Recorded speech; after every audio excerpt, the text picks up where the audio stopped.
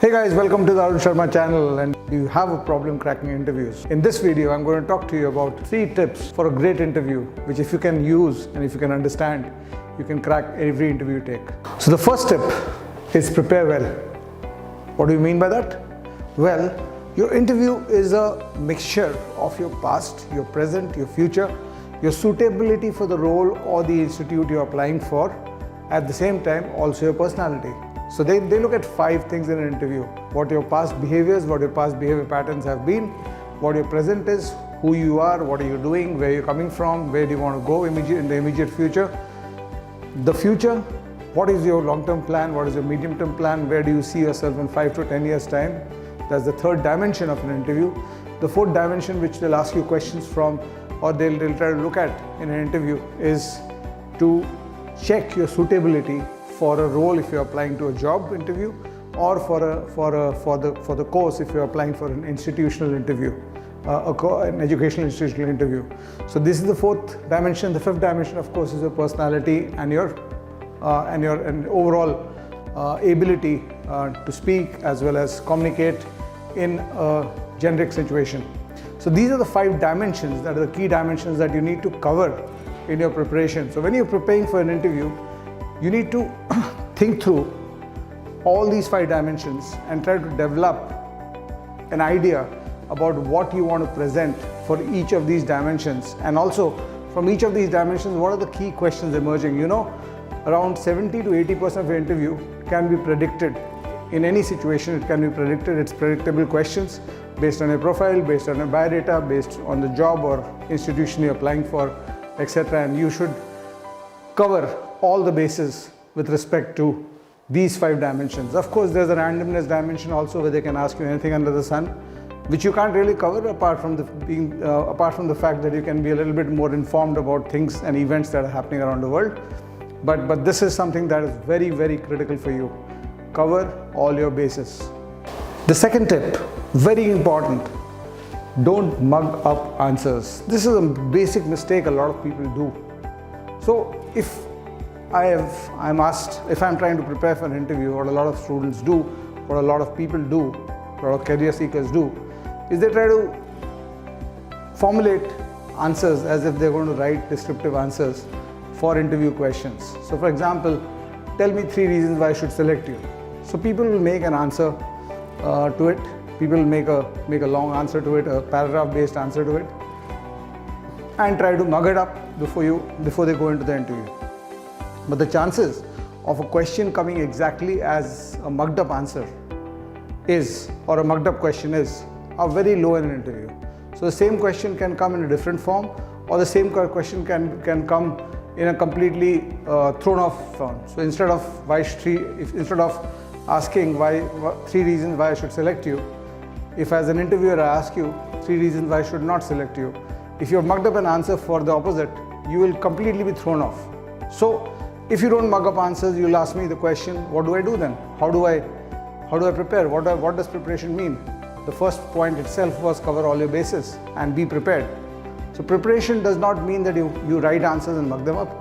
Preparation means that you formulate the core ideas for everything that you're going to be asked about. You should have a core idea. Where do you see yourself in 5 years, 10 years time? What is your short-term, medium-term, long-term goal?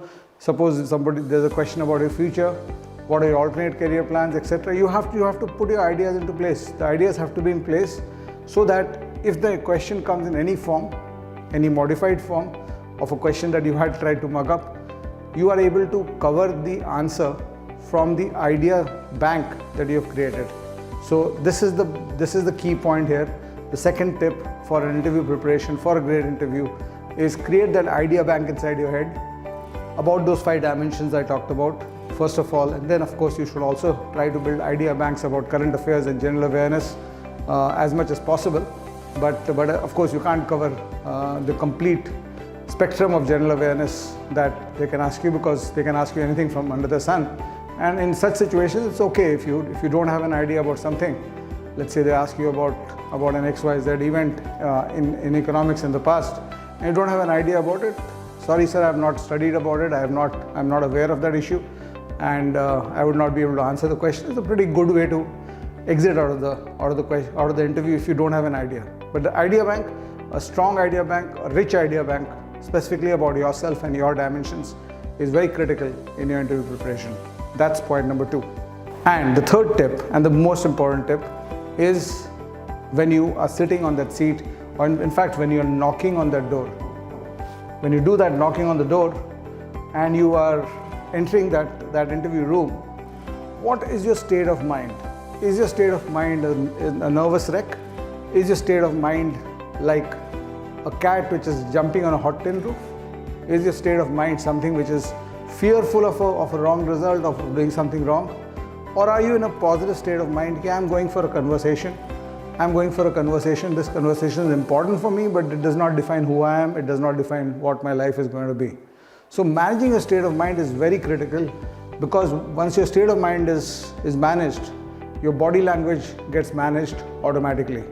A lot of people, what they try to do is, and a lot of interview training and tips that go around, you'll find a lot of them on YouTube too, which keep telling you stuff like cross leg mat baitho or haath kahan rakhna chahiye, etc. They keep telling you these things. But I have a simple philosophy on that, and the philosophy is that if my mind is in the right state of mind, if I'm in the right frame of mind, my body language will take care of itself. I mean, I cannot control my body language. I can control where I put my hands, etc. But if I'm doing that in an interview and my conscious mind is towards where should I keep my hands and where should I keep my legs so that they don't see my nervousness or my diffidence in the situation, then my mind is not present in the question answering that is happening. If it's not present, I'll not get what they call as the Hazir Jawab answers. The answers that come naturally from me will not happen. And you'll face this experience, and you can talk to your seniors, and you can also go back to your own interview experiences where you had a question which you could not answer there, but later you realize that this should have been the answer. This happens because your mind is focused or stressed out, and your conscious mind is focused towards managing things that it should not be thinking of. So the best way to control body language, the best way to present the most positive way, dimension of yourself, the most positive impression of yourself to the interviewer, is be in a confident, not an overconfident, not an egoistic, but a confident, self-respecting state when you go to the interview. Don't go with a begging bowl. Go as if you deserve to be there. And if you have been called for any interview, you have a chance to crack it. Remember that, and also remember the fact that no interview can define your future. So if you don't get through the interview today, you'll always have more opportunities to get to where you deserve. So those are the 3 tips. Do subscribe to the channel, do comment on the video, and do press the bell icon so that you get updates about the channel. Thank you so much. Bye.